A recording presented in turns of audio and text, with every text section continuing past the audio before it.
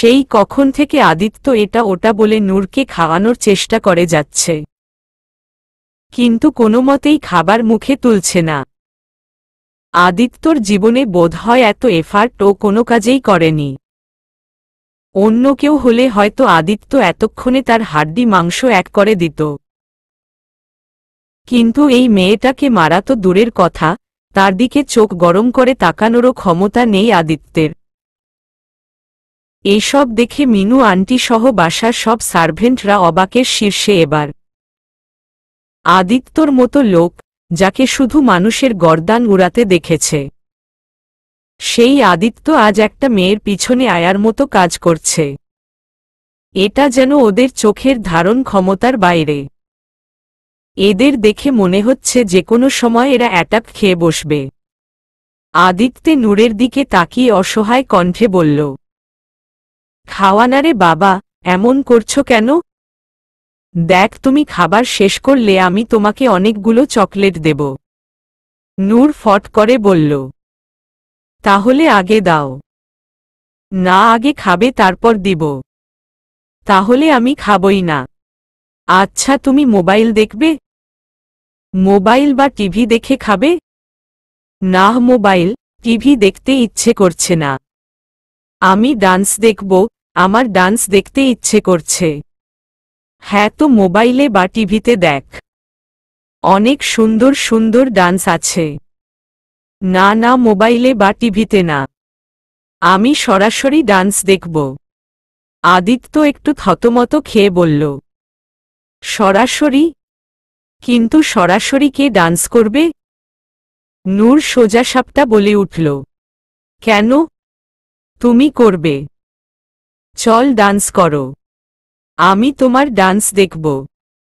আদিত্য যেন এবার আকাশ থেকে পড়ল। কি বলে এই মেয়ে, আমি আর ডান্স? মান ইজ্জতের ফালুদা করে ফেলবে মনে হচ্ছে। আদিত্য শুকনো ঢোক গিলে বলল, কি কিন্তু? আমি তো তোমাকে খাইয়ে দিচ্ছি, তাই না? আমি ডান্স করলে তোমাকে খাইয়ে দিব কি করে? নূর কিছুক্ষণ ভেবে মাথা নেড়ে বলল, হুমম, তাও ঠিক। তাহলে কে ডান্স করবে? আদিত্য একটা স্বস্তির নিঃশ্বাস ফেলল। যা কত বেঁচে গেছে। নূর কিছুক্ষণ এদিক ওদিক তাকিয়ে দরজার কাছে দাঁড়ানো দুইজন গার্ডকে দেখিয়ে বলল, ওই দুই ডাকাতকে বলো ডান্স করতে। আদিত্য নূরের ইশারা অনুযায়ী দরজার দিকে তাকাল। তারপর আর কোনো উপায় না পেয়ে ওই দুই গার্ডদের কাছে ডাকল। ওরা মাথা ঝাঁকিয়ে সামনে এসে দাঁড়াল। আদিত্য একটু গলা খাকারি দিয়ে বলল, শোন রফিক আর মুনির, তোমাদের ম্যাডাম তোমাদের ডান্স দেখতে চায়। চলো ফটাফট ডান্স শুরু করে দাও। নূর বলে উঠল, আরে ম্যাডাম না, বলো রানী সাহেবা। ও হ্যাঁ, সরি। তো তোমাদের রানী সাহেবা তোমাদের ডান্স দেখতে চান? গার্ড দুটো যেন হতভম্ব হয়ে গেল। ওদের মনে হচ্ছে ওরা কানে বোধহয় ভুল শুনেছে। ওরা অপ্রস্তুত হয়ে আমতা আমতা করে বলল, জি ডান্স? কিন্তু স্যার, আমরা তো ডান্স পারি না। আরে এমন কোনো কঠিন কাজ না, চেষ্টা করলেই পেরে যাবে। চলো চলো শুরু হয়ে যাও। আদিত্য আরেক সার্ভেন্টকে ডেকে মিউজিক সিস্টেমে গান প্লে করতে বলল। নূর মাঝখান থেকে বলে উঠল, বেবিডোল গানটা চালাও। নূরের কথা মতো বেবিডোল গান চালু করা হল। গার্ড দুটো এখনো দাঁড়িয়ে আছে। ওরা বুঝতে পারছে না কি করবে। ওদের দাঁড়িয়ে থাকা দেখে নূর বলে উঠল, এই দাঁড়িয়ে আছো কেন? ডান্স শুরু করো। গার্ড দুটো আর উপায় না পেয়ে কোনোরকম হাত পা চালাতে লাগল। ওদের ডান্স দেখে মনে হচ্ছে ওরা ডান্স নয়, কারোর সাথে মারামারি করছে। এমন ডান্স দেখে সার্ভেন্টদের পেট ফেটে হাসি পাচ্ছে। বেচারারা অনেক কষ্টে আটকে রেখেছে। নূর ওদের ডান্স দেখে খুশি হয়ে তালি বাজাচ্ছে। আদিত্য এই সুযোগে নূরের মুখে খাবার ঢুকিয়ে দিল। নূর ডান্স দেখতে দেখতে খাবার শেষ করে নিল।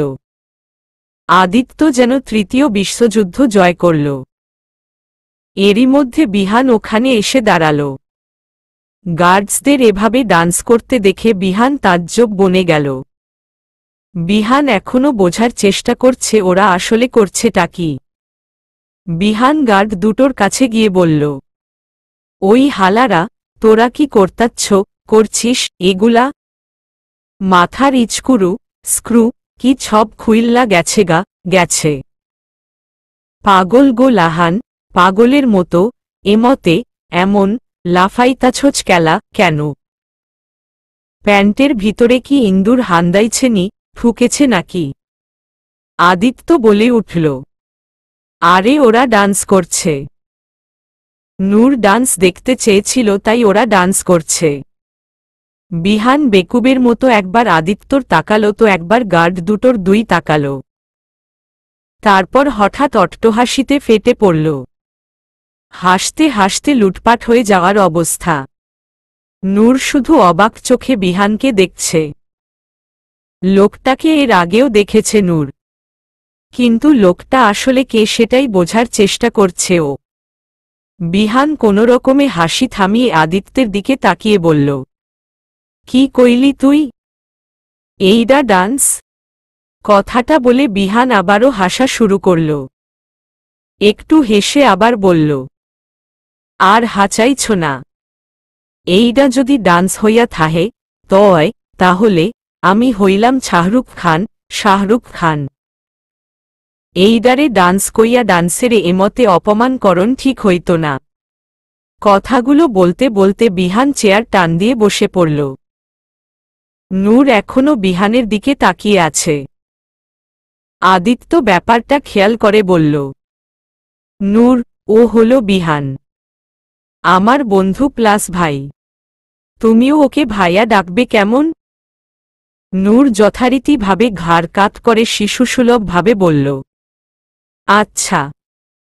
বিহান আদিত্যের দিকে তাকিয়ে বলল, অফিসে কখন যাবি?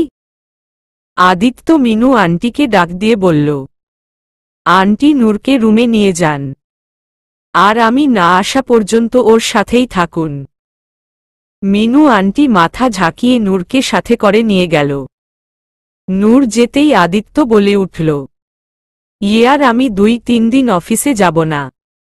নূর এই বাসায় নতুন এসেছে, ওকে এখানে একা রেখে যাওয়া ঠিক হবে না। ও একটু এই বাসায় কমফোর্টেবল হয়ে যাক, তারপর যাব। আমি অফিসে ফোনে বলে দিয়েছি, ইম্পর্টেন্ট কোনো মিটিং থাকলে আমি বাসাই করে নিব।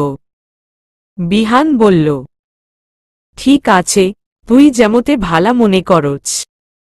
সকালের বেলা গড়িয়ে দুপুরে এসে ঠেকেছে।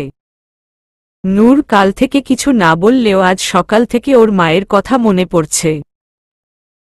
সকাল থেকে আদিত্য নানান কথা বলে এটা ওটা দিয়ে ভুলিয়ে রাখলেও এখন আর ভালো লাগছে না নূরের। বারবার শুধু ওর মায়ের কথা মনে পড়ছে। ঘণ্টাখানিক আগে আদিত্য নূরকে ঘুম পাড়িয়ে দিয়েছিল। আদিত্যর একটা ইম্পর্টেন্ট মিটিং ছিল। নূরকে ঘুমুতে দেখে আদিত্য স্টাডি রুমে গিয়ে ল্যাপটপে মিটিং শুরু করে।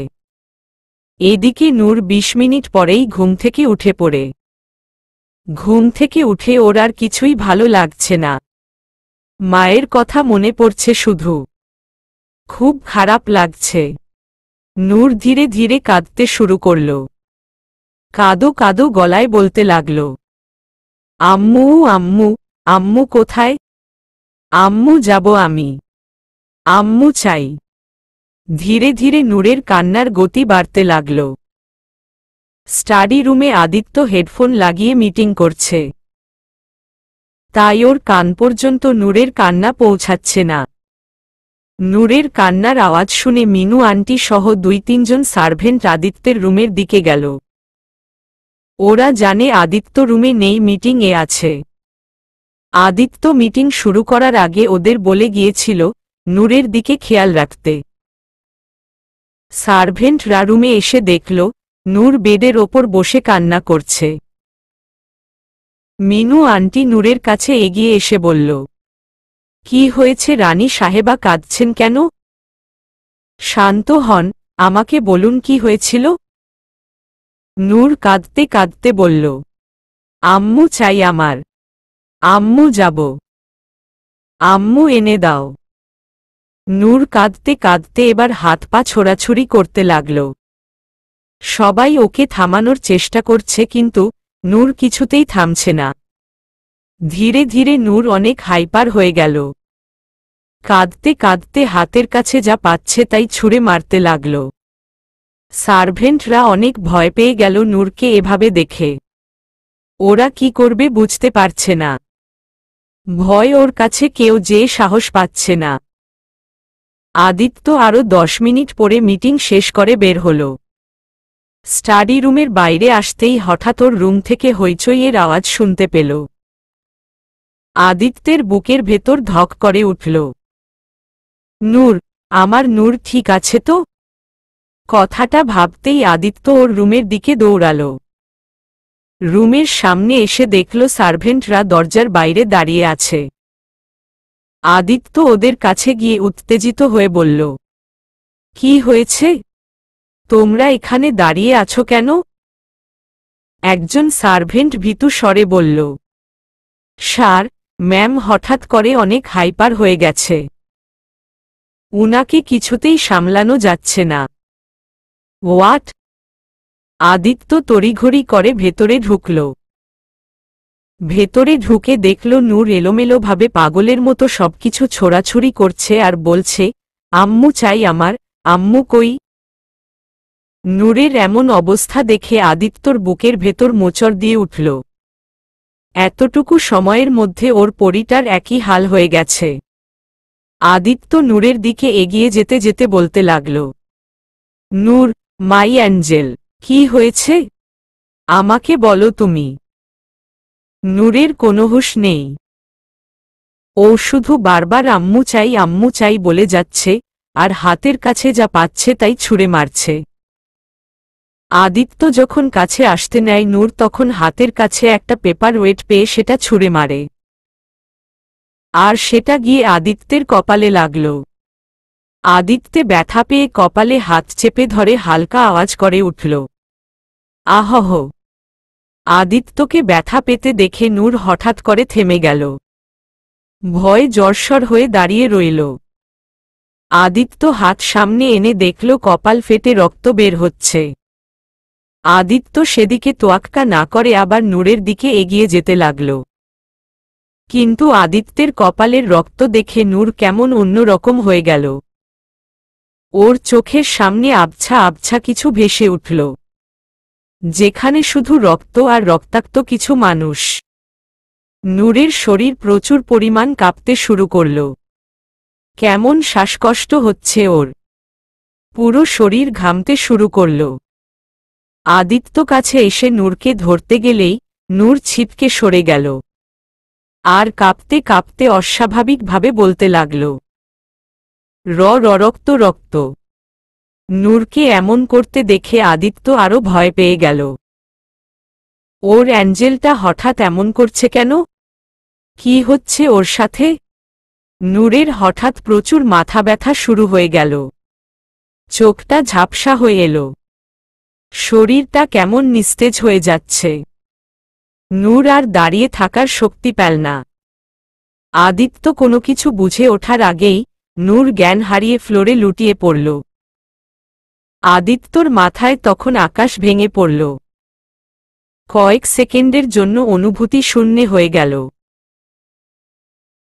আদিত্য দ্রুত গতিতে নূরের কাছে গিয়ে নূরের মাথাটা 2 হাতে ধরে নিজের কোলের মাঝে নিয়ে পাগলের মতো বলতে লাগল, no no no, Noor, my angel, don't do this to me.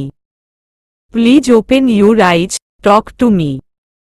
Noor, Noor, please চোখ খোল না সোনা। আমি যে আর সহ্য করতে পারছি না। নূরের কোনো রেসপন্স না পেয়ে আদিত্য যেন বোধশক্তিহীন হয়ে গেল। নিজেকে পাগল পাগল মনে হচ্ছে ওর। একটু আগেও কত হাসিখুশি ছিল ওর অ্যাঞ্জেলটা, আর এখন কি থেকে কি হয়ে গেল। তখনই বিহানও দৌড়ে রুমে ঢুকল। আদিত্য আর নূরকে এভাবে দেখে অবাক হয়ে জিজ্ঞেস করল, কি রে, কি হয়েছে? আদিত্য বিহানের দিকে তাকিয়ে করুণ কণ্ঠে বলল, দেখো না বিহান, নূরের হঠাৎ কি হয়েছে? ও কথা বলছে না। Please do something. বিহান আদিত্যর কপালে রক্ত দেখে চমকে গিয়ে বলল, আদি, তোর কপাল থাইক্কা তো রক্ত ঝরতাছে পড়ছে। তুই আমাকে ছাড়, তাড়াতাড়ি নূরকে ঠিক করার জন্য কিছু কর। সব আমার দোষ, আমার ওকে একা রেখে যাওয়াই ঠিক হয়নি। আমার জন্যই আজ ওর এই অবস্থা হয়েছে। আচ্ছা আচ্ছা, তুই চিন্তা করিস না।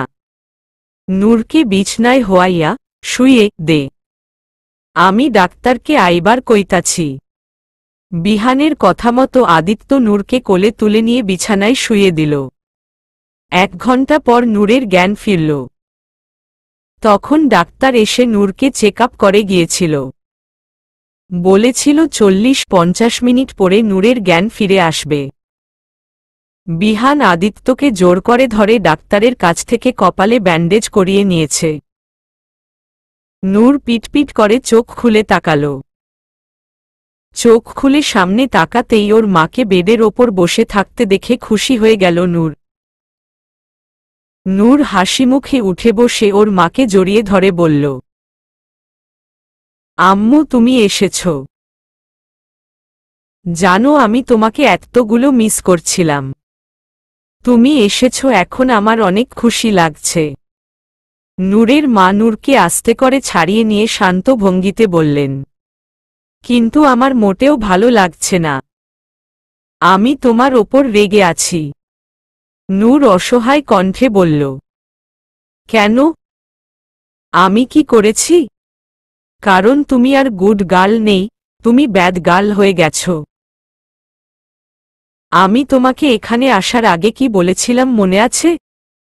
আমি তোমাকে বলেছিলাম এখানে এসে তুমি গুড গার্ল হয়ে থাকবে, আর তোমার হিরোর সব কথা শুনবে। আর তুমি কি করলে? তার মাথা ফাটিয়ে দিল। জানো তুমি কত বড় পচা কাজ করেছ? আল্লাহর কাছেও তুমি ব্যাড গার্ল হয়ে গেছ। নূর অপরাধী কণ্ঠে বলল, সরি আম্মু, কিন্তু আমি কি করব? আমার যে তোমার কথা অনেক মনে পড়ছিল। জানি না কি হয়ে গিয়েছিল তখন, তাই তো এমন হয়ে গেল। তাই বলে তুমি এমন করবে?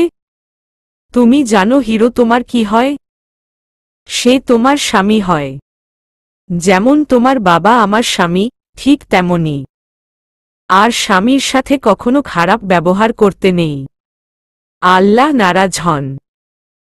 আমার কথা মনে পড়ছিল, সেটা তোমার হিরোকে ভালোভাবে বললেই তো হতো। সে আমাকে তোমার সাথে ভিডিও কলে কথা বলিয়ে দিত। তাহলেই তো হতো, তাই না? তোমাকে ছাড়া আমার ভালো লাগে না আম্মু। তুমিও আমার সাথে এখানে থাকো না?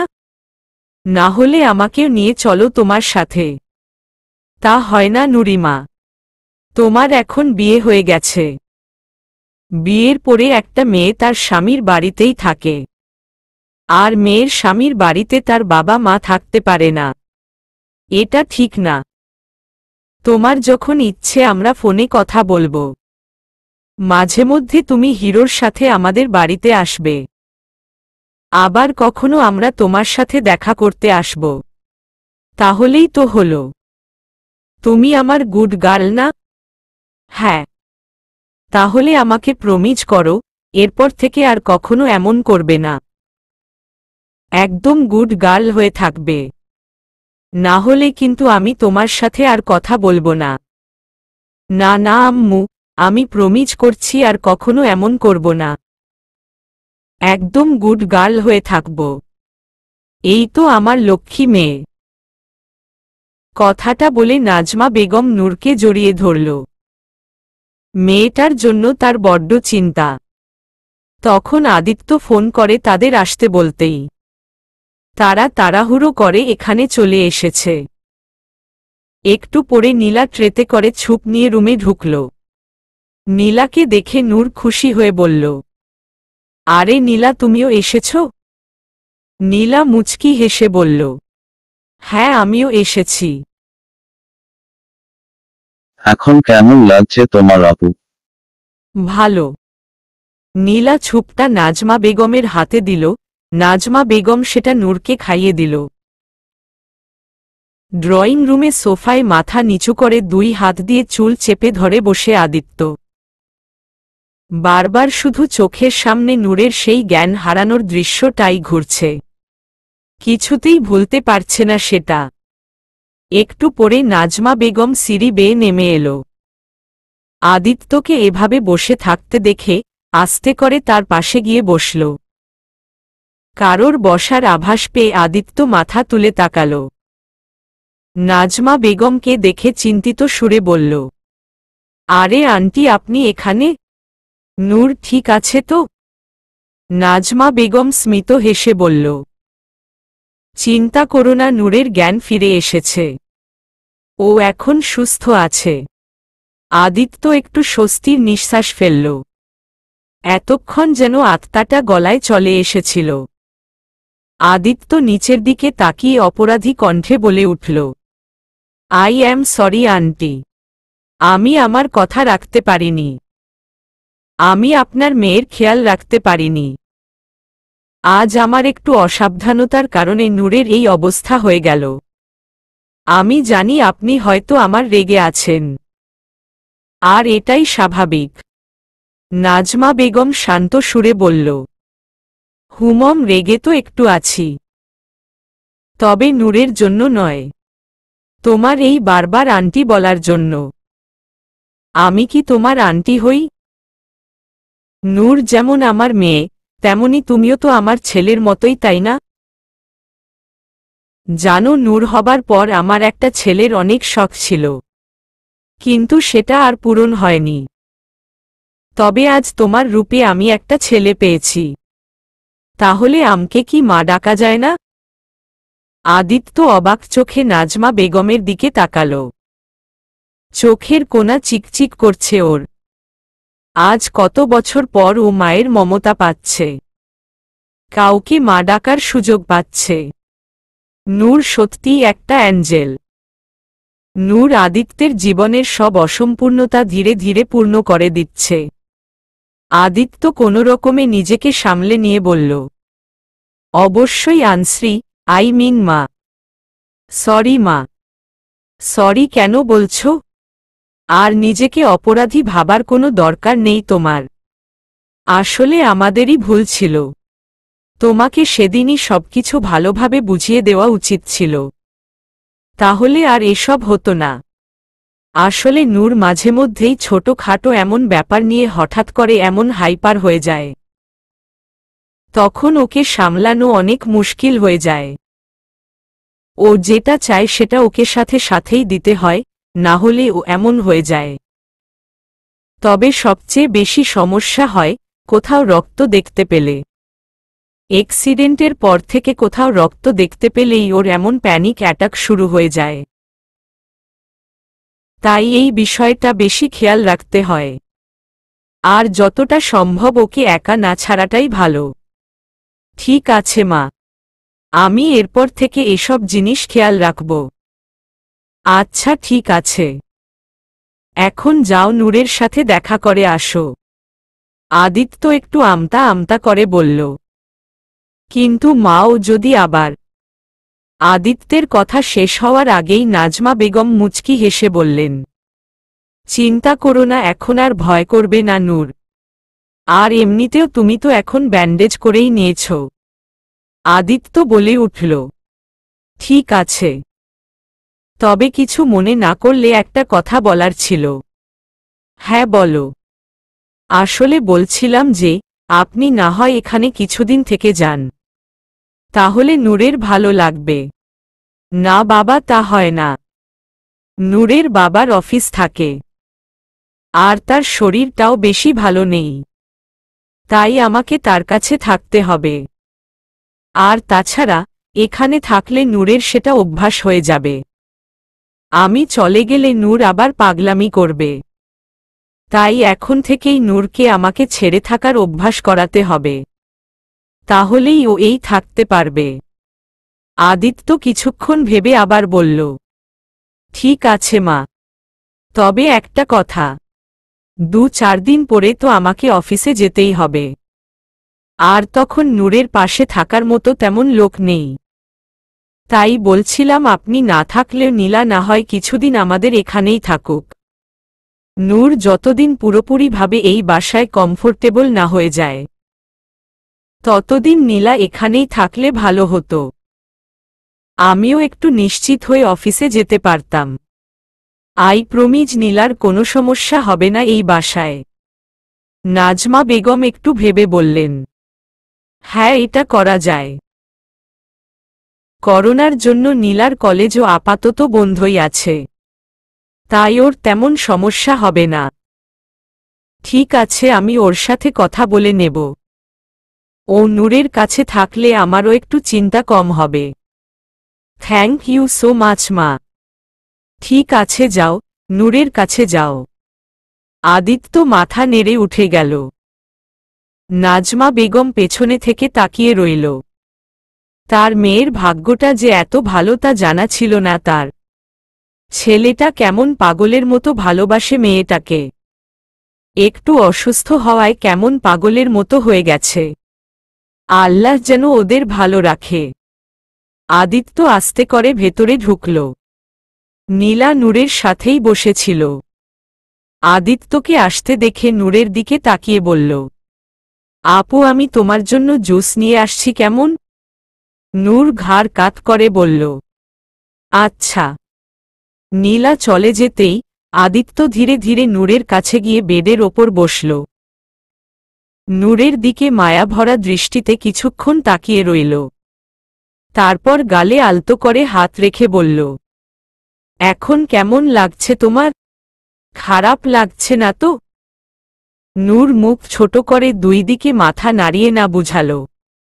নূর আদিত্যের দিকে কেমন চোরাভাবে অপরাধী চোখে তাকাচ্ছে।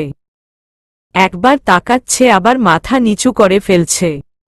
আদিত্য সেটা দেখে বলল, কি হয়েছে? এখনো ভয় লাগছে আমাকে দেখে? নূর আবারও মাথা নিচু করে দুই দিকে নাড়িয়ে না বুঝাল। আদিত্য আবার বলে উঠল, তাহলে ভালো করে তাকাচ্ছ না কেন আমার দিকে? দেখি ভালো করে তাকাও আমার দিকে। কথাটা বলে আদিত্য দুই হাতে নূরের মুখটা ধরে উপরের দিকে তুলে বলল, কি হয়েছে আমার অ্যাঞ্জেলের? নূর বাচ্চাদের মতো অপরাধী মুখ করে আদিত্যের কপালের দিকে তর্জনী আঙুল দেখিয়ে বলল, এটা আমার জন্য হয়েছে তাই না? আমি তোমাকে ব্যথা দিয়েছি। নূর দুই হাতে দুই কানে লতি ধরে অপরাধী সুরে বলল, নূর অনেকগুলো সরি। আর কখনো এমন করব না, সত্যিই বলছি। আদিত্য একটা প্রাপ্তির হাসি দিয়ে নূরের দুই হাত কান থেকে নামিয়ে নিজের হাতের ভেতর নিয়ে নরম সুরে বলল, তোমার সরি বলতে হবে না। আমি তো পুরোটাই তোমার। তুমি আমার সাথে যা খুশি তাই করতে পারো। আর এটা তো সামান্য ব্যাপার, তেমন কিছুই হয়নি আমার। ব্যাস তুমি ঠিক থাকলেই হলো, আর কিছুই চাই না আমার। নূর আদিত্যের কপালে ব্যান্ডেজের ওপর আলতো করে হাত ছুঁয়ে দিয়ে বলল, অনেক ব্যথা হচ্ছে তাই না? আমি জাদু করে দেই? আদিত্য ভ্রু কুঁচকে বলল, জাদু? হ্যাঁ জাদু। আমি যদি কখনো ব্যথা পাই তাহলে আম্মু আমাকে এই জাদু করে দেয়। আচ্ছা তাই? কি জাদু? নূর হাঁটু ভর দিয়ে বসে মাথাটা একটু উঁচু করে দুই হাতে আদিত্যের মুখটা ধরে কপালে ব্যান্ডেজ করা জায়গায় একটা চুমু খেল। ব্যাস এটুকুই যথেষ্ট ছিল আদিত্যর ভাটা পড়া নদীকে সুখের জোয়ারে ভাসানোর জন্য। আর কি চাই ওর? আদিত্য চোখ বন্ধ করে এই মধুর স্পর্শটা নিজের ভেতর মিশিয়ে নিল। এইটুকু আঘাতের জন্য যদি এতটা সুখের জোয়ার পায়, তাহলে আদিত্য প্রতি মুহূর্তে আঘাত পেতে রাজি। চুমু খাওয়া শেষে নূর আবার ঠিক হয়ে বসল। আদিত্য এখনো চোখ বন্ধ করে আছে। ঠোঁটে ঝুলছে তার অতি প্রাপ্তির হাসির রেখা। আদিত্য ধীরে ধীরে চোখ খুলে তাকাল। নূর তখন বলে উঠল, এইটা হলো জাদু। আম্মু বলে এই জাদু করলে আর ব্যথা থাকে না। দেখবে এখন তোমারও ব্যথা সেরে যাবে। আদিত্য হঠাৎ দুই হাতে নূরকে জড়িয়ে ধরল। নূরকে আষ্টেপৃষ্ঠে জড়িয়ে ধরে বলল, সারবে না, সেরে গেছে। তুমি সত্যিই জাদুকর। তোমার জাদুতে আমার সব ব্যথাই ছুমন্তর হয়ে যায়। তুমি সত্যিই একটা অ্যাঞ্জেল, আমার লাইফের অ্যাঞ্জেল। কথাগুলো বলে আদিত্য নূরের মাথার পাশে চুমু খেল। মনে মনে ভাবল, ওর এই অ্যাঞ্জেলটার কিছু হয়ে গেলে ও বাঁচতে পারবে না, কিছুতেই না। আদিত্যের কথা নূর তেমন বুঝতে না পারলেও হাসিমুখে সে নিজেও আদিত্যকে জড়িয়ে ধরল। দেখতে দেখতে 3 দিন কেটে গেছে। এই 3 দিনে নূর আদিত্যের সাথে অনেকটা মিশে গেছে।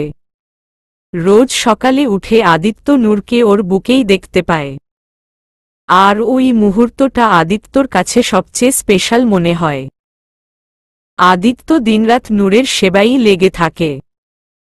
নূরের কি ভালো লাগে, কি পছন্দ করে সেটাই করার চেষ্টা করে, যাতে নূর মন খারাপ না করে। আর এই বাড়িতে ও কমফোর্টেবল হয়ে যায়। মা বাবার কথা মনে পড়লে আদিত্য তাদের সাথে ভিডিও কলে কথা বলিয়ে দেয়। আর নীলাও এখন এ বাড়িতেই থাকে, তাই তেমন একটা সমস্যা হয় না। আজ 5 দিন পর আদিত্য অফিসে এসেছে। খুবই গুরুত্বপূর্ণ একটা মিটিং ছিল, তাই আসতে হয়েছে। যদিও নূরকে বাসায় রেখে আসতে আদিত্যর টেনশনের শেষ ছিল না। বারবার করে সার্ভেন্টদের বলে এসেছে নূরের দিকে খেয়াল রাখতে। আর নীলাকেও বলে এসেছে নূরকে যেন একা না ছাড়ে, সব সময় ওর সাথেই থাকে। আর কোনো সমস্যা হলে ওকে ফোন করতে বলেছে। অফিসে আসলেও আদিত্যের মন টিকছে না। মিটিংটা কোনোরকমে শেষ করে এসে নিজের কেবিনে এসেছে আদিত্য। তাড়াতাড়ি করে চেয়ারে বসে টেবিলের ওপর রাখা ল্যাপটপটা চালু করে বাসার সিসিটিভি চালু করল। নূরকে বিয়ে করার দ্বিতীয় দিনই আদিত্য পুরো বাড়িতে সিসিটিভি ক্যামেরা লাগিয়েছিল, নূরকে সবসময় নজরে রাখার জন্য। তাই এখন নূরকে দেখার জন্য সিসিটিভির লাইভ ফুটেজ চালু করল। আদিত্য প্রথমে নিজের রুমের ক্যামেরা চেক করল, ওখানে নূরকে দেখতে পেল না। এবার ড্রয়িং রুমের ক্যামেরা দেখল, নূর ওখানেও নেই। শুধু নীলা সোফায় বসে টিভি দেখছে। আদিত্য একটু ঘাবড়ে গেল। নূর কোথায় গেল? আদিত্য এবার বাইরের ক্যামেরা দেখল। ওখানে নূরকে দেখতে পেল। নূরকে দেখতে পেয়ে একটা স্বস্তির নিঃশ্বাস ফেলল আদিত্য। আদিত্য দেখল নূর ওর বিড়াল ছানাকে কোলে নিয়ে লনের চারপাশে হাঁটাহাঁটি করছে। নূরের ওর হিরোকে ছাড়া কেমন যেন ভালো লাগছে না। টিভি দেখেও মজা পাচ্ছিল না, তাই বেবিকে নিয়ে একটু বাইরে হাঁটতে এসেছে। নূর চারপাশে তাকিয়ে দেখল সেই গার্ডগুলো দাঁড়িয়ে আছে। নূরের কথা মতো আদিত্য ওদের কালো কাপড় চেঞ্জ করে দিয়েছে। যদিও নূরের সেই ওয়ার্ল্ড ফেমাস কালারগুলো দেয়নি আদিত্য। বেচারাদের ওইরকম সাজ দিল সবাই ভয় পাওয়ার বদলে ওদের নিয়ে হাসাহাসি করবে। তাই কালোর বদলে শুধু ব্লু কালারের কোট প্যান্ট করে দিয়েছে। নূর এখন আর ওদের দেখে ভয় পায় না। আদিত্য নূরকে ওদের সাথে পরিচয় করিয়ে দিয়েছিল, তাই আর এখন ভয় লাগে না। নূর হেঁটে গার্ডগুলোর সামনে গেল। গার্ডগুলো নূরকে দেখে মাথা হালকা ঝুঁকিয়ে বলল, গুড মর্নিং রানী সাহেবা। গার্ডদের এমন সম্মাননা করা দেখে নূরের নিজের ওপর অনেক গর্ব ভাব হচ্ছে। নিজেকে সত্যি সত্যি রানী রানী মনে হচ্ছে ওর। নূর নিজের সিনা টানটান করে মাথাটা হালকা উঁচু করে রাজকীয় ভঙ্গিতে বলল, আমি তোমাদের রানী তাই না? গার্ডসরা মাথা নাড়িয়ে বলল, জি জি অবশ্যই, আপনি আমাদের রানী সাহেবা। নূর মনে মনে খুশিতে গদগদ করতে লাগল। হঠাৎ ওর মাথায় একটা দুষ্টু বুদ্ধি এলো। নূর মনে মনে ভাবছে এদের সাথে একটু দুষ্টুমি করবে। নূর আবারও আগের ভঙ্গিতে থেকে বলল, ঠিক আছে, তাহলে আমি যা বলবো তাই শুনতে হবে তোমাদের। গার্ডসরা বলল, জি অবশ্যই, আপনি যা বলবেন তাই করব আমরা। নূর একটা গার্ডের দিকে আঙুল তুলে বলল, শোন, তুমি তোমার এক নাকের ভেতর আঙুল ঢুকাও। গার্ডটা থতমত খেয়ে বলল, জি। নূর একটু হুমকির সুরে বলল, শুনতে পাওনি? যা বললাম তাই করো, না হলে কিন্তু তোমার নাকটাই কাটা যাবে। গার্ডটা অগত্যা আর উপায় না পেয়ে তার তর্জনী আঙুলটা এক নাকে ঢুকিয়ে দিল। নূর বলল, ঠিক আছে, আজ সারাদিন তুমি এভাবেই নাকে আঙুল দিয়ে থাকবে, না হলে কিন্তু তোমার নাক কেটে ফেলব। বেচারা গার্ডটার এখন ছেড়ে দে মাকে দে বাঁচি অবস্থা। নূর এবার আরেক গার্ডের দিকে ইশারা করে বলল, শোন, তুমি এক পায়ে দাঁড়িয়ে থাকো। ওই গার্ডটাও আর উপায় না পেয়ে এক পা উঁচু করে আরেক পায়ে দাঁড়িয়ে রইল। বেচারা ব্যালেন্স ধরে রাখার জন্য এদিক ওদিক কাতকুত হতে লাগল, কিন্তু এতে করে নূরের বেচারার ওপর কোনো দয়া হল না। ওদের অবস্থা দেখে বাকি গার্ডসরা ভয় ঢোক গিলছে, না জানি এখন ওদের কি করতে বলে। নূর এবার আরেক গার্ডের দিকে ইশারা করে বলল, তুমি 2 হাত উঁচু করো, দাঁড়াও। ওই গার্ডটা ভাবল, যাক, তাকে তাও অনেক সহজ কাজে দিয়েছে। কিন্তু লোকটা যেই হাত উঁচু করে দাঁড়ালো অমনি নূর বলল, স্ট্যাচু, একদম নড়বে না, নড়লে কিন্তু তোমাকে নর্দমার পচা পানিতে ফেলে দিব। গার্ডটা একদম শক্ত হয়ে দাঁড়িয়ে রইল, যেন দমটাও ফেলছে না। নূর নিচ থেকে একটা দুর্বা ঘাস টেনে তুলে গার্ডটার নাকের কাছে আর কানের কাছে নিয়ে সুরসুরি দিতে লাগল। বেচারা গার্ডটার বেহাল দশা, না পারছে নড়তে, না পারছে চুপ করে থাকতে। এভাবে নূর সবগুলো গার্ডকেই নানানভাবে টর্চার করে। এদিকে আদিত্য এতক্ষণ ধরে নূরের সব কাজে দেখছিল। নূরের এসব কাণ্ডকারখানা দেখে আদিত্য ঠোঁটের ওপর 2 আঙুল চেপে হাসতে লাগল। কি করছে তার পাগলিটা? বেচারা গার্ডসদের কি অবস্থা করে ফেলেছে। এভাবে দেখতে দেখতে আরও 15 দিন কেটে গেল। এই 15 দিনে নূর পুরোপুরি আদিত্যের সাথে মিশে গেছে। এখন আর আদিত্য ছাড়া কিছুই বোঝে না নূর। অবশ্য আদিত্যর এত কেয়ার আর ভালোবাসায় নূরের আদিত্যর প্রতি টান না এসে উপায়ই ছিল না। আদিত্য যতক্ষণ বাসায় থাকে সবসময় নূরের সাথেই থাকে। ওর ছোট বড় সব আবদার পূরণ করে, সারাক্ষণ চোখে চোখে রাখে, আর অফিসে গেলে সিসিটিভি ক্যামেরায় নজর রাখে। নূরেরও এখন আদিত্যর অভ্যাস হয়ে গেছে। আদিত্যর সাথে হাসি খুশি আর দুষ্টুমিতে মেতে থাকে। আদিত্য যতক্ষণ অফিসে থাকে ততক্ষণ নূরের সময় কাটে না। অপেক্ষায় থাকে কখন আদিত্য বাসায় ফিরবে। নূর এখন আর তেমন মায়ের কথা বলে না। মাঝে মধ্যে মনে পড়লে ফোনে কথা বলে নেয়। নীলা এখনও আদিত্যদের বাসায়ই আছে। সন্ধ্যা 6টা। আদিত্যের গাড়ি মাত্রই বাসার গেট দিয়ে ঢুকল। গাড়ি থামতেই আদিত্য তাড়াহুড়ো করে গাড়ি থেকে নেমে গেল। আজকে অনেকটা দেরি হয়ে গেছে।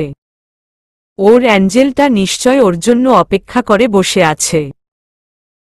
একটু দেরি হলেই পাগলিটা গাল ফুলিয়ে বসে থাকে। কথাটা ভেবে আদিত্য মুচকি হাসল। ওর জীবনটা কত পাল্টে গেছে এই কয়দিনে।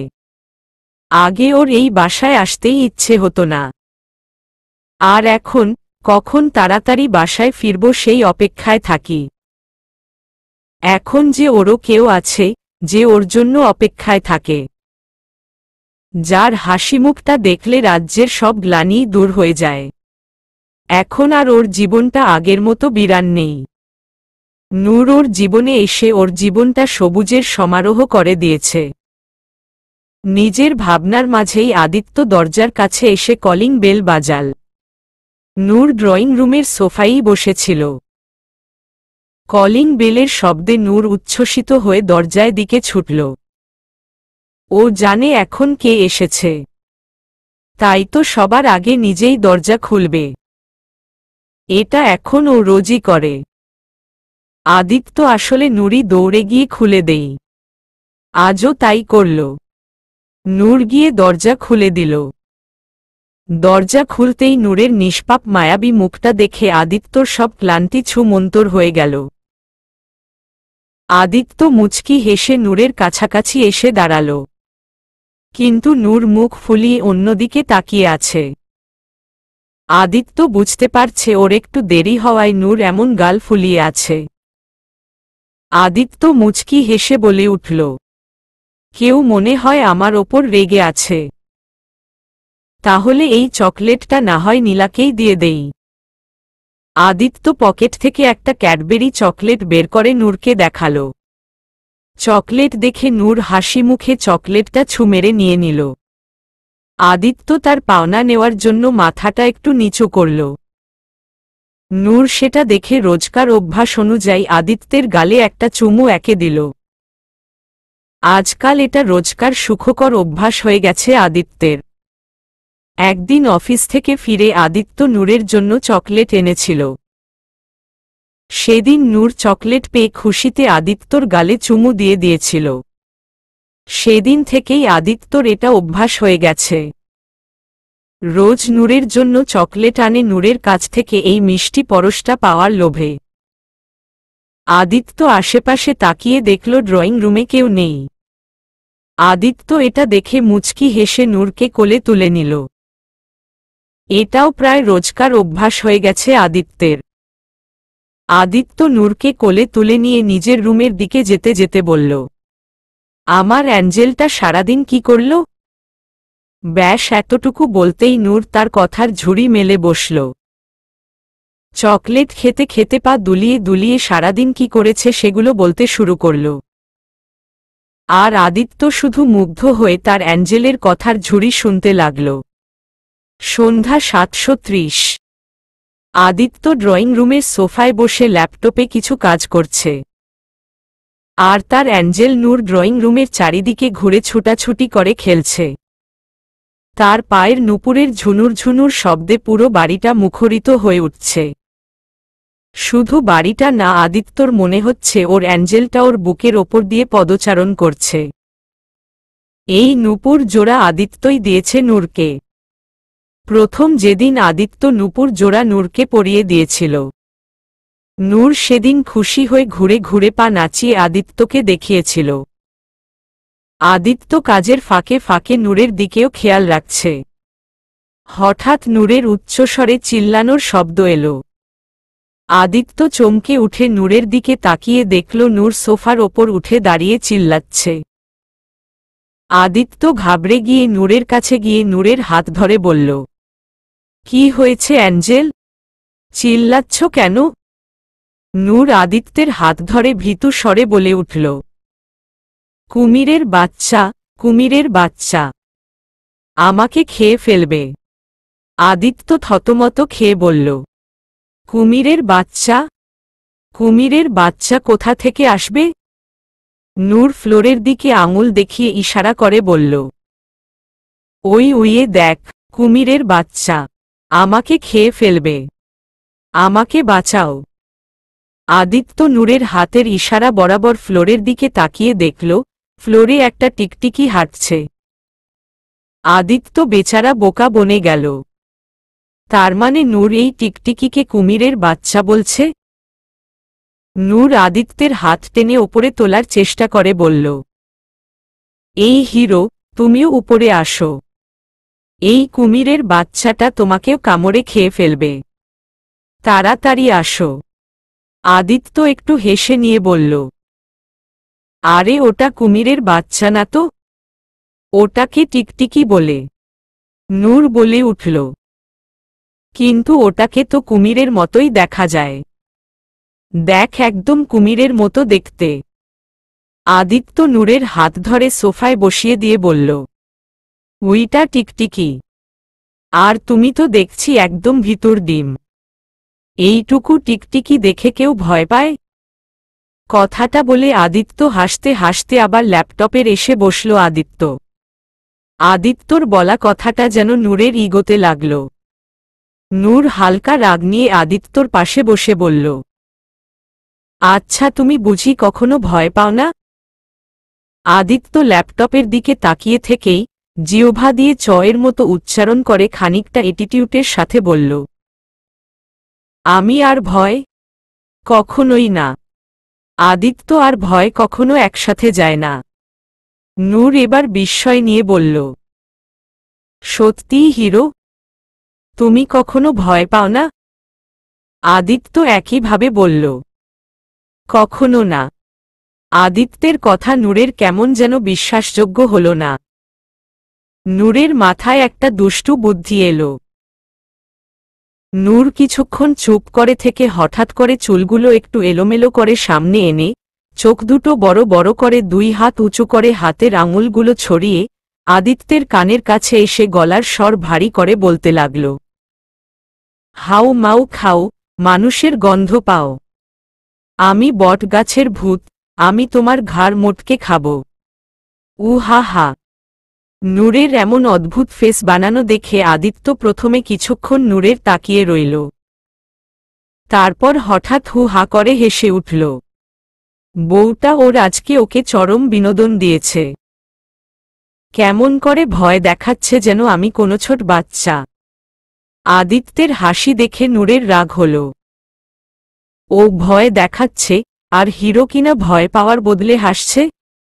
নূর আদিত্যের হাসির মাঝেই হঠাৎ করে ওর নাকের ডগায় একটা কামড় বসিয়ে দিল।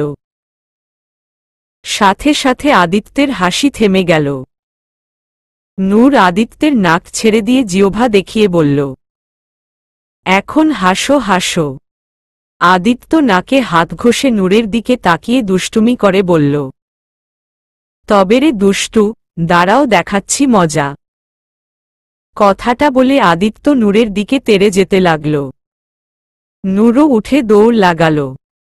নূর আগে আগে আর আদিত্য পেছনে পেছনে ছুটতে লাগল। নূর খিলখিল করে হাসছে আর সোফার চারিদিকে গোল গোল ঘুরে ছুটছে। আদিত্যও হাসছে আর নূরকে ধরার জন্য ওর পিছনে ছুটছে। এভাবে দুজনই সারা ড্রয়িং রুম জুড়ে ছোটাছুটি করছে। হঠাৎ ঠাস করে কোনো কিছু পড়ার শব্দে দুজনেই থেমে গেল। শব্দটা কোথা থেকে আসলো সেটার উৎস খোঁজার জন্য দুজনেই দরজার দিকে তাকাল। দরজার সামনে ফ্লোরে পড়ে থাকা একটা ব্যাগ দেখতে পেল। তখন এই ব্যাগটা পড়ে যাওয়ারই শব্দ পেয়েছে ওরা। দরজার সামনে দাঁড়িয়ে থাকা ব্যাগের মালিককে দেখে আদিত্য হাসিমুখে বলল, আরে তুই কখন এলি? দরজার সামনে মূর্তির মতো দাঁড়িয়ে আছে আবির। চোখ দুটো তার ফুটবল আকার হয়ে আছে। মুখের হা দেখে মনে হচ্ছে আস্ত একটা মানুষ আরামসে ঢুকে পড়তে পারবে। শরীরের কোনো নড়নচড়ন নেই। একটু আগে আদিত্য যখন নূরের সাথে হু হা করে হাসছিল তখনই এসেছে আবির। দরজায় দাঁড়িয়ে আদিত্যকে দেখেই অটো হয়ে গেছে ও। হাতের ব্যাগটাও ঠাস করে নিচ পড়ে গেছে। আর তখন থেকে আবির ওভাবেই দাঁড়িয়ে আছে। আদিত্য আবারও বলে উঠল, কিরে দাঁড়িয়ে আছিস কেন? ভেতরে আয়। আবিরের তবুও হেলদোল নেই। একটু পরে বিহান এসে দাঁড়ালো আবিরের কাছে। আবিরকে দেখে ভ্রু কুঁচকে বলল, কিরে তুই এমতে এমন স্ট্যাচু অফ লিবার্টি হইয়া খাড়ায় দাঁড়িয়ে আছোচ কেলা? কেউ কি তোরে স্ট্যাচু কইছেনি? আবিরের কোনো রিয়াকশন না দেখে বিহান আবিরের কাঁধে হালকা ধাক্কা দিয়ে বলল, কিরে হালা গাঞ্জা টানছোচনি? কিছু কচ না কেলা? আবিরের এবার একটু হুঁশ এলো। আবির একবার বিহানের দিকে তাকালো, তারপর ধীরে ধীরে আদিত্যর কাছে এগিয়ে গেল। আবির কেমন যেন অদ্ভুত দৃষ্টিতে তাকিয়ে আদিত্যের চারিদিকে ঘুরে ঘুরে ওকে স্ক্যান করতে লাগল। আদিত্য ভ্রু কুঁচকে আবিরের কাণ্ডকারখানা বোঝার চেষ্টা করছে। এর আবার কি হল? আবির কতক্ষণ দেখার পর আদিত্যের দিকে সন্দিহান নজরে তাকিয়ে বলল, আপনি কে? Who is you man? Where is my brother? Aditya ভ্রু কুঁচকে বলল, হোয়াট? কি বলছিস তুই? পাগল টাগল হয়ে গেলি নাকি? আবির হঠাৎ দুই কানে হাত রেখে উচ্চস্বরে বলে উঠল, নেহি ই হায়। আমার ভাই কই গেল? কোথায় হারিয়ে গেল? আবির বিহানের কাছে গিয়ে বলল, ওই বিহাইন না আমার ভাই কই? আমার ভাইয়ের সাথে কি করেছিস তুই? আর এই লোকটা কে? হায়, আমার শান্তসৃষ্ট রাগী বিশিষ্ট ভাইটা কই গেল? আদিত্য চেহারায় বিরক্তির ছাপ এনে মাথা দুই দিকে নাড়াল, যার অর্থ হল, নাও শুরু হয়ে গেল দ্য গ্রেট আবিরের থার্ড ক্লাস মেলোড্রামা। নূর শুধু তখন থেকে বিস্ময় নিয়ে চোখ পিটপিট করে আবিরের দিকে তাকিয়ে আছে। লোকটা কে? আর এভাবে আহাজারি করছে কেন, সেটাই বোঝার চেষ্টা করছে। নূর ধীরে ধীরে আদিত্যর পিছে এসে ওর হাত চেপে ধরে দাঁড়াল। বিহান আবিরের কাঁধে হাত রেখে বলল, হইছে, অহন অফ যা ভাই। আজকের মেলোড্রামার কোটা ছ্যাচ শেষ হইয়া গেছে গা। এর থাইকা বেশি করলে পাবলিক জুতা খুইল্লা মারব। আর এইডা আমগই, আমাদেরই আদি। আইজকা প্রথম এমতে দেখতাছছ তো, তাই বিশ্বাস হইতাছে না। আমারও প্রথম এমতেই হইছিল। তয় অহন সইয়া গেছে। তোরও দেইক্ষা অভ্যাস হইয়া যাইব। অহন চিল খা। বিহানের কথা শেষ হওয়ার পর আদিত্য বলে উঠল, বিহানের কথা বিশ্বাস না হলে আমার কাছে আরও ভালো উপায় আছে। তারপর তোর আমার ওপর আর কোনো ডাউট থাকবে না। আয়, আমার কাছে আয়। আমি এখনই তোকে বিশ্বাস করিয়ে দিচ্ছি। আবির ভালোই বুঝতে পারছে যে আদিত্য তাকে কি করবে। তাই আবির একটা ঢোক গিলে জোরপূর্বক হেসে দিয়ে বলল, না ভাই, তার কোনো দরকার নেই। আমার 100% বিশ্বাস হয়ে গেছে যে তুমিই আমার ওয়ান এন্ড অনলি ভাই। আই মিস ইউ ভাই। কথাটা আবির আদিত্যকে গিয়ে জড়িয়ে ধরল। আদিত্য আবিরকে হালকা করে জড়িয়ে বলল, আই মিস ইউ টু। তারপর আবিরকে ছাড়িয়ে নিয়ে বলল, কেমন আছিস? কবে এসেছিস তোরা লন্ডন থেকে? আজই এসেছি ভাই। এয়ারপোর্ট থেকে সোজা তোমার কাছে এসেছি। তো শেষমেশ লন্ডন তোর ওপর বিরক্ত হয়ে তোকে লাথি মেরে পাঠিয়ে দিল, তাই না? আবির অ্যাটিটিউড নিয়ে বলল, কিয়ে বলো না ভাই। আমাকে পাঠানো তো দূরের কথা, লন্ডনের মেয়েরা পারলে আমাকে ওদের পার্সের ভেতর রেখে দেয়। তুমি তো জানোই আমার চার্ম থেকে কেউ বাঁচতে পারে না। আল্লাহ যে কেন এত হ্যান্ডসাম বানালো আমাকে। নিজেকে বাঁচিয়ে রাখা অনেক কষ্টকর হয়ে যায়, বুঝেছ? উফফ, কেন যে আমি এত সুন্দর। আবিরের চাপাবাজি দেখে আদিত্য আর বিহান হেসে দিল। নূর এখনো বিস্ময় নিয়ে তাকিয়ে আছে আবিরের দিকে। এবার আবিরের নজর পড়ল নূরের দিকে। আদিত্যের বিয়ের সময় আবির লন্ডনে ওর ফ্যামিলির সাথে বেড়াতে গিয়েছিল। আদিত্য ফোনে সবটা বলেছিল, তবে নূরের কোনো ছবি দেখায়নি। বলেছিল যখন দেশে আসবে তখন সরাসরি দেখবে। আবির কপাল কুঁচকে মাথাটা একটু নিচু করে নূরের দিকে ঝুঁকে গেল। নূর সেটা দেখে আদিত্যের পিঠের দিকে লুকাতে লাগল। আদিত্য সেটা দেখে মুচকি হেসে নূরের হাত ধরে আস্তে করে সামনে নিয়ে এল। আদিত্য নূরের দিকে তাকিয়ে বলল, নূর ও হল।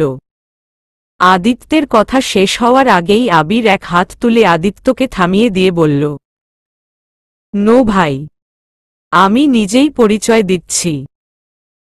আদিত্য শুধু মুচকি হাসল, যার অর্থ ঠিক আছে। আবির নূরের দিকে হালকা ঝুঁকে বলল, তুমি হলে নূর ভাবি, তাই না? তুমি জানো আমি কে? নূর মাথা দুই দিকে নাড়িয়ে বুঝাল, না, সে জানে না। আমি হলাম আদিত্য ভাইয়ার ভাই, মানে তোমার ওয়ান এন্ড অনলি কিউট দেবর। নূর জিজ্ঞাসক দৃষ্টিতে তাকিয়ে বলল, দেবর? হ্যাঁ দেবর। আমি তোমার দেবর আর তুমি আমার ভাবি। বাই দ্য ওয়ে ভাবি, তুমি কিন্তু অনেক কিউট, একদম ডলের মতো। আমি আজ থেকে তোমাকে ভাবিডোল বলে ডাকব, কেমন? আবিরের কথায় নূর একটা হতাশার নিঃশ্বাস ছেড়ে বলল, হুমম, আরও একটা নাম। আবির বলে উঠল, কেন, নাম পছন্দ হয়নি? নূর বলল, আরে না, সেটা না। আসলে আমার এত এত নাম, এখন কোনটা মনে রাখব তাই ভাবছি। মানে? মানে, বাবা ডাকে মামুনি, মা ডাকে নুরিমা, নীলা ডাকে আপু, এই বাসায় সব ডাকে রানী সাহেবা, আর হিরো ডাকে অ্যাঞ্জেল বলে, এখন আবার তুমি আরেক নাম দিল। তাই ভাবছি এত নাম মনে রাখব কি করে? নূরের এমন বাচ্চামো কথায় আবির তেমন একটা অবাক হল না। আদিত্য ফোনে ওকে নূরের ব্যাপারে সবটা আগেই খুলে বলেছে। তাই আবির মুচকি হেসে বলল, ভাবিডোল এই নামে শুধু আমি ডাকব। তাই এত কষ্টের কিছু নেই, বুঝেছ ভাবিডোল? নূর হাসি মুখে বলল, আচ্ছা ঠিক আছে দেবর। নূরের কথায় আবির সহ সবাই হেসে দিল। বিহান ওদের কাছ থেকে কিছুটা দূরত্বে দাঁড়িয়েছিল। হঠাৎ কেউ পেছনে থেকে এসে নিজের কনুই দিয়ে বিহানের কনুইয়ে ধাক্কা দিল। বিহান কিছু বুঝে ওঠার আগেই ধাক্কা দেওয়া মনুষ্যটি বিহানকে ধাক্কা দিয়ে সামনের এগিয়ে গেল। 2 কদম এগিয়ে গিয়ে আবার ঘাড় ঘুরিয়ে বিহানের দিকে তাকিয়ে চোখ মেরে দিল সেই মনুষ্যটি। চোখ মেরে দুষ্টু হেসে আবার সামনের দিকে এগিয়ে গেল। আর বিহান বেচারা ওখানেই থতমত খেয়ে দাঁড়িয়ে রইল। মনুষ্যটি সামনে এগিয়ে গিয়ে বলে উঠল, বারে, আমার কথা আর কারোর মনে নেই তাই না? শুধু দেবরের সাথে দেখা করলে হবে, ননদের সাথে দেখা করতে হবে না? আদিত্য হাসিমুখে এগিয়ে যেতে যেতে বলল, আরে আয়ু, তুইও এসেছিস? কেমন আছিস তুই? কথাটা বলে আদিত্য আয়াতকে এক হাতে জড়িয়ে নিল। আয়াতও মুচকি হেসে বলল, ভালো আছি ভাইয়া। ভাবিকে দেখার জন্য অনেক এক্সাইটেড হয়ে আছি। তাই তো এয়ারপোর্ট থেকে আমি আর ভাইয়া সোজা এখানে চলে এসেছি। আয়াতও গিয়ে নূরের সাথে দেখা করল। কিছুক্ষণের মধ্যে ওরা নূরের সাথে একদম মিশে গেল। আয়াত সবার সাথে কথা বলার ফাঁকে ফাঁকে বারবার বিহানের দিকে তাকাচ্ছে আর মুচকি হাসছে। বিহান সেটা দেখে বারবার অপ্রস্তুত হয়ে পড়ছে আর এদিক ওদিক তাকাচ্ছে। একটু পরে আদিত্য বলে উঠল, আচ্ছা ঠিক আছে, এখন তোরা ফ্রেশ হয়ে নে, তারপর আমরা সবাই একসাথে ডিনার করব। আবির আর আয়াত মাথা ঝাঁকিয়ে ফ্রেশ হতে গেল। আবির এই বাসায় আসলে যে রুমে থাকে, বরাবরের মতো সেই রুমেই চলে গেল। গুনগুন করতে করতে দরজা ঠেলে ভিতরে ঢুকল। রুমে ঢুকে গায়ের ব্লেজারটা খুলতে নিলেই হঠাৎ তখনই নীলা ওয়াশরুম থেকে শাওয়ার নিয়ে বের হল। পরনে শুধু টাওয়াল প্যাঁচানো। আবির সেদিকে তাকাতেই আবিরের চোখ রসগোল্লার মতো বড় বড় হয়ে গেল। আবিরের হাত দুটো এখনো ব্লেজারের কলারেই আছে। ও অটো হয়ে তাকিয়ে রইল নীলার দিকে। নীলা তখনও আবিরকে খেয়াল করেনি। আর একটু সামনে এগিয়ে যেতেই আবিরকে দেখতে পেল নীলা। এমন একটা সিচুয়েশনে নীলা পুরো রক্তশূন্য হয়ে গেল। স্তব্ধ হয়ে কতক্ষণ মূর্তির মতো দাঁড়িয়ে রইল। তারপর হঠাৎ গগনবিদারী একটি চিৎকার দিয়ে উঠল, আ! নীলার চিল্লানিতে আবিরের ঘোর কাটল। আবির নিজের দুই কানে হাত চেপে ধরে বলল, আরে এভাবে চিল্লাচ্ছেন কেন? কানপুরে হরতাল করতে চান নাকি? নীলা তাড়াহুড়ো করে বিছানার উপর থাকা চাদরটা নিজের গায়ে জড়িয়ে নিল। আবির বাঁকা হেসে দুষ্টু ভঙ্গিতে বলল, বাহ, আজ তো লিমিটই হয়ে গেল। বাঙালি মেয়েরাও যে এত ওপেন মাইন্ডেড হয়ে গেছে তা জানা ছিল না। আরে ভাই, মানলাম আমি একটু বেশিই চার্মিং। তাই বলে প্রথম দেখাতেই নো হাই নো হ্যালো এভাবে সোজা বডি শো করাটা একটু বেশিই হয়ে গেল না? না মানে আমার আবার এসব বিষয়ে প্রচুর লজ্জা করে। শেষের কথাটা একটু লাজুক ভঙ্গিতে বলল আবির। নীলা চোয়াল শক্ত করে রাগী কণ্ঠে বলে উঠল, দেখুন মিস্টার। নীলার কথা শেষ হওয়ার আগেই আবির বলে উঠল, আরও দেখাতে চান? Okay, as your wish, I won't mind. Nila দাঁত কিরমির কর বলল, জাস্ট শাট আপ। আরে আপনি তো দেখছি একদমই বোল্ড হয়ে গেছেন। নিজে তো খুলেই আছেন, এখন আবার আমাকে শার্ট খুলতে বলছেন। আপনাকে দেখে তো মনে হয় 18+ হননি, অথচ এখন থেকেই 18+ ওয়ালা কাজ শুরু করে দিয়েছেন। Not bad. যাই হোক, আপনি যখন চাইছেন তখন আর কি করার। আমি আবার কোনো মেয়ের কথা ফেলতে পারি না। কথাটা বলে আবির নিজের শার্টের বোতাম খুলতে লাগল। সেটা দেখে নীলা চোখ বর্ষর করে বলল, এই কি করছেন আপনি? একদম শার্ট খুলবেন না বলে দিলাম। আবির বলে উঠল, আরে আপনিই তো বললেন শার্ট আপ। তা বোতাম না খুলে কিভাবে শার্টকে আপ করব? এটা তো আর টি শার্ট না, তাই না? নীলা এবার রাগের চরম পর্যায়ে। আবিরের দিকে আঙুল তুলে রাগী কণ্ঠে বলল, একদম বাজে কথা বলবেন না। একে তো নক না করে চোরের মতো আমার রুমে ঢুকে পড়েছেন, তার ওপর আবার তখন থেকে কি সব বাজে বাজে কথা বলছেন। এই কে আপনি? হ্যাঁ, আর আপনার সাহস কি করে আমার রুমে ঢুকার? আবির বলে উঠল, ওয়াও, আমার ভাইয়ের বাড়িতে আমার রুমে দাঁড়িয়ে আমাকেই বলা হচ্ছে আমি কে? What a joke. By the way, আপনি কে? নীলা ভ্রু কুঁচকে বলল, ভাই মানে? আমি তো জানি জিজুর কোনো ভাই নেই। তাহলে আপনি কোথা থেকে এলেন? জিজু? তার মানে আপনি ভাবিডোলের বোন, মানে ভাইয়ের শালি? ওয়াও, এত কামাল হো গেয়া, ধোতি ফাড়কে রুমাল হো গেয়া। কিউট ভাবির কচি বোন।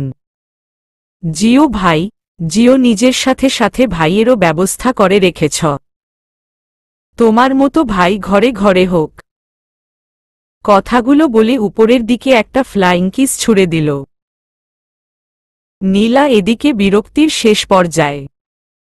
ওর মন চাচ্ছে এখনই চেয়ার উঠিয়ে এই লোকটার মাথা ফাটিয়ে দিতে। নীলা আবারও রাগ দেখিয়ে বলল, দেখুন আপনি কিন্তু। আবির আবারও নীলার কথা শেষ করতে না দিয়ে ইনোসেন্ট ভাব ধরে বলে উঠল, এই না না, এখন আর দেখাদেখি না, ঠিক আছে? নিচে সবাই আছে, যে কেউ এখানে চলে আসতে পারে। আমরা বরং পরে আবার ভালো করে বাকি দেখাদেখি করব, ঠিক আছে? নীলা রাগে তেড়ে গিয়ে কিছু বলতে যাবে, তার আগেই আবির চোখ মেরে হাসতে হাসতে ওখান থেকে চলে গেল। আর পেছনে থেকে নীলা রাগে কিরমির করতে লাগল। ও ভেবে পাচ্ছে না এই বান্দর লোকটা জিজুর মতো এত ভালো লোকের ভাই কিভাবে হল। রাত 9টা। সবাই ডাইনিং টেবিলে খেতে বসেছে। আদিত্য নূরকে নানান কথা বলে বলে খাইয়ে দিচ্ছে। আবির বারবার নীলার দিকে তাকিয়ে দুষ্টু দুষ্টু হাসছে। আর নীলা রাগে কিরমির করছে। আয়াত টেবিলের নিচ দিয়ে বিহানের পায়ে একটু স্লাইড করল। সাথে সাথে বিহানের কাশি উঠে গেল। বিহান কাশতে কাশতে আয়াতের দিকে তাকাতেই আয়াত আবারও দুষ্টু হেসে চোখ মেরে দিল। বেচারা বিহানের কাশি আরে বেড়ে গেল। আবির বিহানের পিঠে চাপড় মেরে বলল, কিরে তোর আবার কি হলো? খাওয়ার সময় তোর ধ্যান কই থাকে? কিছুক্ষণ পর বিহানের কাশি থামল। বিহান এবার 2 পা চেয়ারে তুলে ভাঁজ করে বসে খাওয়া শুরু করল। এই মেয়ের কোনো ভরসা নেই। এর কাজই শুধু বিহানকে ঝালানো। খাওয়া দাওয়া শেষে সবাই সোফায় বসে আড্ডা দিতে লাগল। আদিত্য বলে উঠল, হ্যাঁ রে আবির, চাচা চাচি কেমন আছেন? আবির বলল, এখানে আসার আগ পর্যন্ত তো ভালোই দেখে এসেছি, তারপর আর জানি না। আদিত্য মুচকি হেসে বলল, চাচা চাচিকে একদিন বাসায় দাওয়াত করতে হবে। ওরা তো নূরকে দেখেনি। এই সুযোগে নূরের সাথেও দেখা হয়ে যাবে। ঠিক আছে ভাই, তুমি যেটা ভালো মনে করো। বিহান ওদের কথা শুনে একটা তাচ্ছিল্যের হাসি দিল, যা আয়াতের চোখ এড়াল না। বিহানের এই হাসির কারণ বুঝতে পেরে আয়াত একটা হতাশার নিঃশ্বাস ছাড়ল। একটু পরে বিহান বলে উঠল, তা আবির, লন্ডনে ঘোরাঘুরি কেমতে করলি? আমরারেও একটু আমরাও হুনি। লন্ডনে কয়টা মায়ার চর থাপড়া খাইলি? আবির এটিটিউটের সাথে বলল, আরে বিহান, তুই এখনো আমাকে চিনলিই না। মেয়েরা আমাকে চুমু দিয়ে কুল পায় না, চর মারা তো দূরে থাক। আজকাল তো আবার মেয়েরা আমাকে দেখে একদম বোল্ড হয়ে যায়। কথাটা বলে আবির বাঁকা চোখে নীলার দিকে তাকাল। আর নীলা চোখ গরম করে তাকাল। আবির আবার বলে উঠল, আর লন্ডনের মেয়েদের কথা কি বলবো? ওরা তো আমাকে নিয়ে রীতিমত টানাটানি শুরু করে দিয়েছিল। এখন বেচারা একটা জান কয়জনকে খুশি করবে? তবুও কষ্ট হলেও আমি সবাইকেই খুশি করেছি। তুই তো জানিস আমি আবার কোনো মেয়ের কষ্ট সহ্য করতে পারি না। আমার তো একটাই ফান্ডা, যেখানেই যাও সবার মাঝে ভালোবাসা ছড়িয়ে দাও। আর বিদেশি মেয়েদের একটা জিনিস আমার সবচেয়ে ভালো লাগে, সেটা হলো তারা কখনো বাঙালি মেয়েদের মতো বিয়ের কথা বলে না। মানে যত খুশি প্রেম করো, বিয়ের কোনো প্যারাই নেই। আবিরের কথায় বিহান হেসে দিয়ে বলল, তুই হালা আর ছুদরাইলি, সুধরাইলি না। আর নীলা মনে মনে বলল, ছি, লোকটা কত বড় লুচু। আবির আবারও নীলার দিকে বাঁকা চোখে তাকিয়ে বলল, তবে যাই বলিস বিহান, নিজের দেশ তো নিজেরই হয়। আর আমাদের বাঙালি মেয়েদের মতো আকর্ষণীয় আর কিছুই হয় না। এদের কথাই আলাদা। একটু নাদুস নুদুস, একটু শ্যামলমতি, একটু কচিকচি আর অনেক মায়াবী। ঈষৎ এদের ব্যাপারটাই অন্যরকম। একদম আপন আপন ফিলিং আসে। নীলা ভালোই বুঝতে পারছে যে আবির ওর কথাই বলছে। আবির যেমনটা বিশ্লেষণ করেছে, নীলা ঠিক তেমনই। নীলা রাগে কিরমির করে একটা ভেংচি কেটে বিড়বিড় করে বলল, হুহ হাইসে, পুরান পাগলে ভাত পায় না, নতুন পাগলের আমদানি। রাত 10টা। বিহান একটু আগেই আদিত্যর বাসা থেকে স্টাফ কোয়ার্টারে নিজের রুমে এসেছে। রুমে এসে বিহান গায়ের শার্ট খুলে রেখে ওয়াশরুমে গেল ফ্রেশ হতে। কিছুক্ষণ পর বিহান ওয়াশরুম থেকে বের হয়ে এলো। আয়নার সামনে গিয়ে দাঁড়িয়ে নিজের মুখ মুছতে লাগল। হঠাৎ আয়নায় বেডের দিকে চোখ পড়তেই ভ্রু কুঁচকে এলো বিহানের। বিরক্তিতে ছেয়ে গেল মুখমণ্ডল। বিহান এক ঝটকায় পেছনে ফিরে চোয়াল শক্ত করে বলল, আফনে, আপনি? আফনে এইহানে কি হরেন? আপনারে না কতবার কইছি, আমার এইহানে একদম আইবেন না। তাও বারবার বেছমের, বেশরমের মতো এইহানে চইল্লা আহেন কেলা? আয়াত এতক্ষণ বিহানের বেডের ওপর পায়ের ওপর পা তুলে বসেছিল। বিহানের কথা শুনে একটা আবেদনময়ী হাসি দিয়ে বিহানের কাছে এসে বলল, ওফ, আপনার এই ভাষা, আই জাস্ট লাভ ইট। কি করব, আপনাকে অনেক মিস করছিলাম, তাই তো চলে এলাম। কতদিন আপনাকে দেখতে পাইনি। আপনিও কি আমায় মিস করেছেন? আমি আপনারে মিচফিচ কইরবার জামু কেলা? আমারে কি কুত্তায় কামড়াইছেনি? এইছো বাজাইরা প্যাচাল রাইখা আফনে বাইর হন এইহান থাইক্কা। জানি মিস করলেও বলবেন না। আমি জানি আপনি আমাকে মিস করেছেন। বাইদা ওয়ে আপনাকে খালি গায়ে কিন্তু চরম হট লাগছে। আপনি যে এত সুন্দর বডি বানাইয়েছেন সেটা তো আজ না দেখলে জানতেই পারতাম না। নিশ্চয় আমার জন্য বানিয়েছেন, তাই না? আপনি তো আইচ্ছা বেছরম দেখতাছি। বিহান এবার তাচ্ছিল্যের সুরে বলল। আর হইবেনি না কেলা, দেখতে হইব না মাইয়া দাকার? যেমন মা হেমন মাইয়া। আয়াত এবার একটু আহত দৃষ্টিতে তাকিয়ে বলল। সব সময় সব কথার মাঝে আপনি মাকে কেন টানেন? আমার মা কি করেছে আপনার? ওই মহিলারে টানার ছখ নাইক্কা আমার। আপনি জানতো এহেনো থাইক্কা। কথাটা বলে বিহান আয়াতের হাত ধরে টেনে নিয়ে গিয়ে দরজার বাইরে বার করে দিল। তারপর বলে উঠল, আর খবরদার আর কখনো এইহানে আইছেন তো আপনার খবর আছে। কথাটা বলে বিহান ঠাস করে আয়াতের মুখের ওপর দরজা লাগিয়ে দিল। আয়াতের চোখের কোণায় এক ফোঁটা পানি গড়িয়ে পড়ল। লোকটা এমন পাথর কেন? আমার ভালোবাসা কি লোকটার চোখে পড়ে না?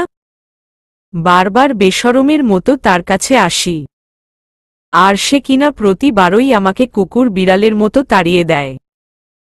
তবে এত সহজে আমি হার মানছি না। আমিও দেখে ছাড়ব আপনি আমাকে ভালো না বেসে কোথায় যান। আয়াত চোখের পানি মুছে ওখান থেকে চলে গেল। চলবে।